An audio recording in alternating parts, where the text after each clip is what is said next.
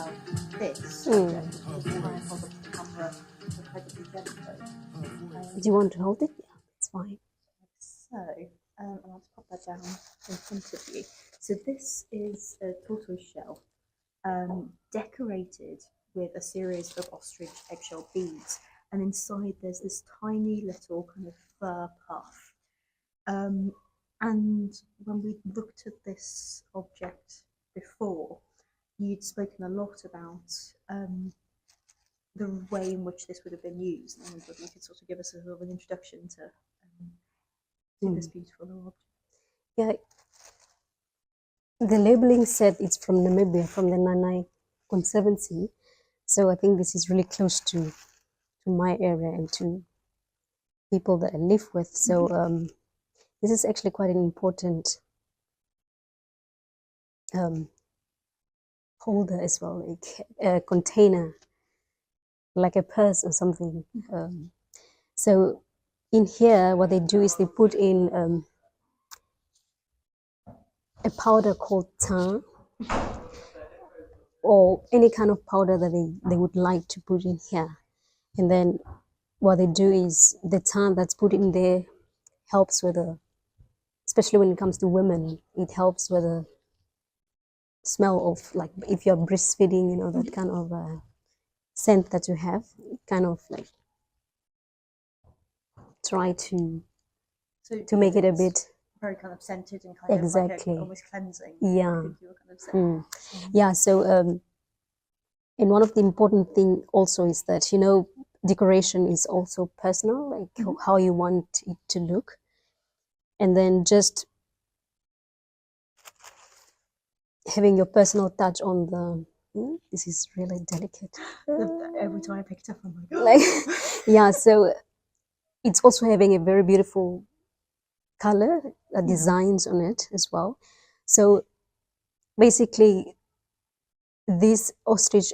Why do I like ostrich so much?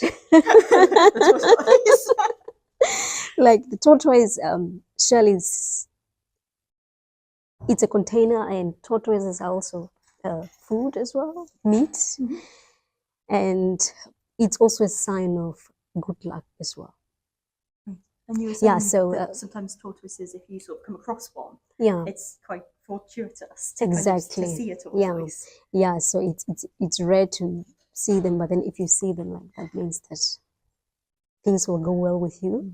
And then sometimes people will take it and then they make this kind of a container, and that means it's good luck, and you can carry it around everywhere you go, and so. And also with this very, very personal kind of, you're shaping the container to kind of fit your own personal kind of sense of style. Yes. Almost. So you're very much kind of adapting it. Yeah. And could you smell any of the powder? The tar. Not really. Not really. Yeah. So in Namibia we use tar with it, and then also sometimes they use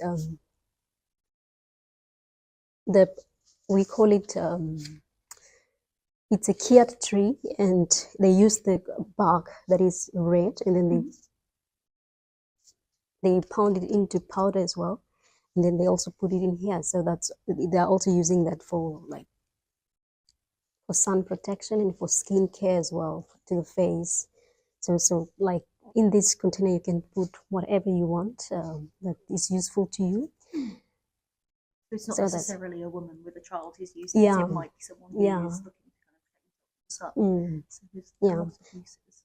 And you can also, like, hunters, if they want, they can put tobacco on that, and then but then otherwise it's a very special container that can be personalized. Yeah, sometimes it's the beads that you already have. Okay, so you repurpose them. Yeah, and then you put them in containers, and then you just leave them there for you to use later. But then otherwise, if you have to start from scratch, like beating the shells and then drilling them and then smoothing them and all that, I don't know, it takes maybe half a day. Okay, so this is quite an intensive labor. Yeah, and it also depends on how experienced you are. So 2 hours, 3 hours, half a day. It depends on different people, how long it takes for them to create this beautiful carrier. Yeah, and then now not a lot of people use this anymore because of this modern lifestyle now. So everybody wants nice handbags and so, but then otherwise there are still people who are using it in Namibia as well. Because this one was collected in the 1990s. So this is, I mean, very certainly recent. within my lifetime, yeah. just about. But so that's still quite a continuity. And it's quite interesting bringing these two objects together, right? They were from kind of the very early 1800s, or 30 years ago. So like women from the Nanai Conservancy and some in the Tunku West area, they still use it as well.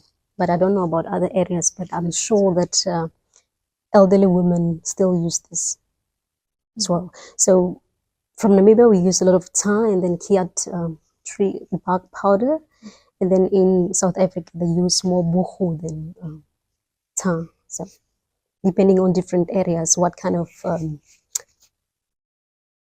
powder you use. Yeah. And you were saying that this is quite local to where you're from. When you came to the museum, were you expecting to find objects so close to home in that sense? Well, I actually saw this one on the online collection, which was like, this is the only thing that I've seen this close from home, but then like the rest are just South Botswana and South Africa. But then this actually feels good, like I feel like home. In England. Yes. Yeah, so this is actually quite what we were talking about like in March, where we talked, the people were talking about repatriation, talking about if the Sound people would want all the objects to come back to Namibia. They were saying like, well, we can, or we could ask some of the objects back, but then at least some of them should stay in the European areas, because once in a while a student or a person from the community will go to Europe, and then at least going to a museum and then seeing something close to you, that I think it's very important for that I don't know, emotional support, or like something like that you feel close to, that you feel at least at home.